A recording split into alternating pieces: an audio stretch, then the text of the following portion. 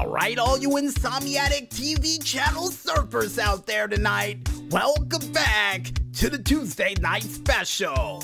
Now, before we get into this next part of the show, folks, we had to make sure Jeff Hardy was alright, and according to the maestro, he's fine. Incredible. And with that little medical update we had to make sure of a certain wrestler who's put his life on the line for a numerous amount of years, it's time for us to go into a very special, weird edition of the As Seen on TV. And the show we have up on the plate for this week is none other than the show known as the Oblongs. And the reason why we picked it for this week, because, we decided to go with random shows that was on this giant wheel we just recently got thanks to the maestro. Thanks, maestro. And the meat and potatoes of this said show follows the family known as the Oblongs trying to survive in the city known as Hill Valley, where they would live in the valley next to a chemical spill, causing them to suffer from certain mutations, all trying to live with the other side of the world known as the valley. And for them to constantly be ridiculed for their faults and mishaps that they've undergone being exposed to radiation and other chemicals in the valley is the best meat and potatoes we can come up with for this show. And this show, folks, to kick things off, one of the things that I loved about it so much was the theme song that was featured during it that was made by none other than They Might Be Giants, which was a cool band I used to listen to back in the 90s in the earlier portions of me listening to cool music.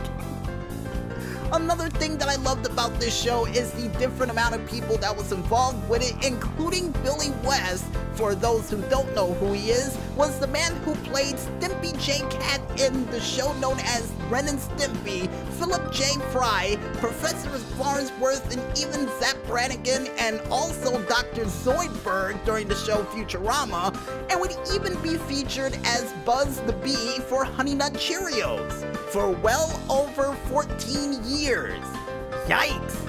Oh, and not to mention also featured as the Red M&M from the M&M commercials for well over 20 years. Yikes! And according to the maestro, we got that wrong. It was 24 years. Okay, even better. Then you also have Maurice LaMarche, who was known as Bling Brain, a part of Pinky and the Brain, and was even featured in stand-up comedy in his earlier years in life.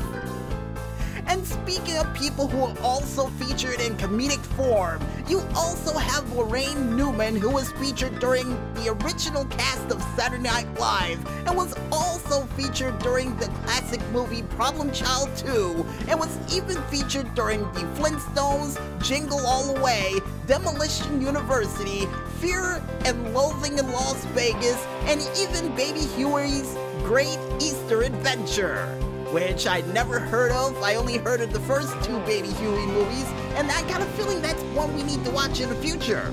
But I digress, because you also have Michelle Ruff, who was featured during the show, who played in Speed Racer X, Ninja Cadets, Jungle de Ekuo, Paranoia Agent, Gun Rave, SD Gundam Force, Rave Master, and a litany list of other great animes that was featured from well over the past 20 years, including Lupin the Third.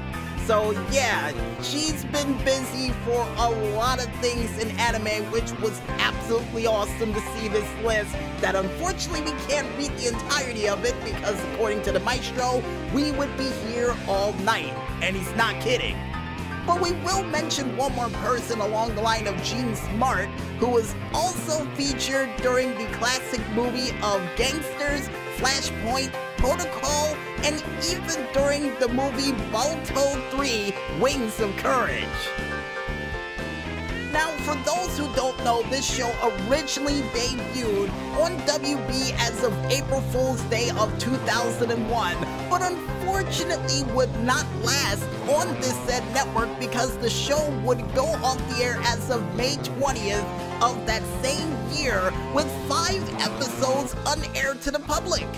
But luckily for you Oblong fans out there, Adult Swim will be able to pick up the series and show those said 5 unaired episodes along with the entire series of the Oblongs, which was originally based off of Creepy Susie and the 13 other tragic tales for troubled children, which actually featured one of the characters who was possibly one of my favorite characters during the show, Creepy Susie.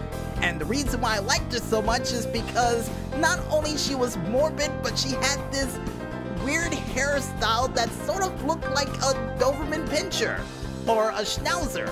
I keep on forgetting which dog it was. I may have to call my sister up on that one.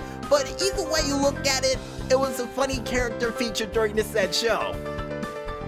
And possibly one of my favorite episodes during this said show would have to be the one episode where Debbie got disfigured, and not to mention the fact that, which was absolutely hilarious, when she was arguing with one of the teachers about her family bloodline and half of the people being featured for Cinderella, and the teacher would say, "Oh, aren't those people featured in a storybook?" And she would respond back by saying, "You're a storybook."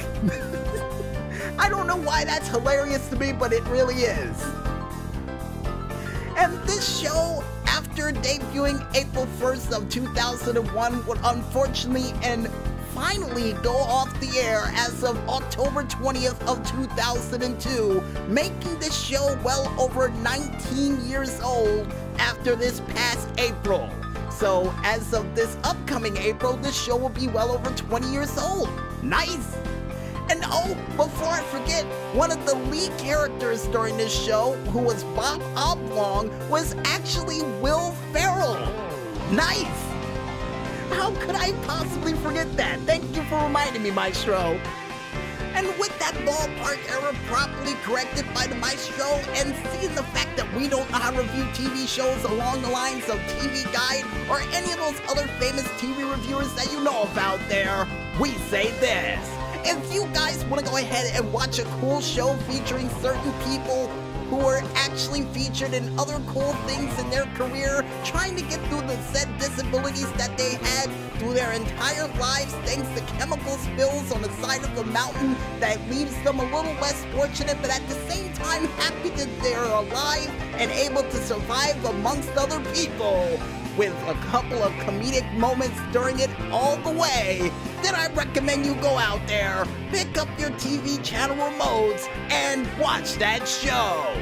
Despite how short it is, it was definitely a funny series, in my opinion. And I guess with that said, folks, we might as well head back to this music once again, and when we return, we'll be back with more Streetlight Delight as the Tuesday Night Special rolls on, right after this. So don't go clicking through those infomercials just yet, folks, and stay tuned.